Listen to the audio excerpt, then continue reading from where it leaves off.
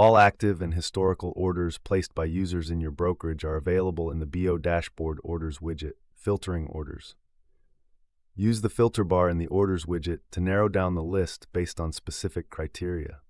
First, specify the desired filter values, then click the Filter button to apply them. To clear all filters and return to the default view, click the Reset button. Viewing Order Execution Instructions.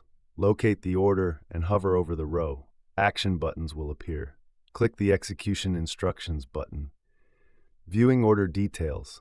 Click the Order Details button. This view helps you track how the order was processed and identify any issues or system-generated actions.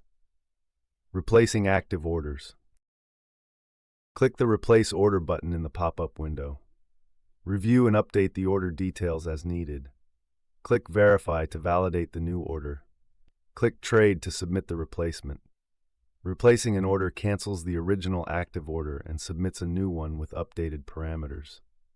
Modifying orders. Click the Modify Order button in the pop-up window. Update the fields as needed. Click Save to apply the changes or cancel to discard them.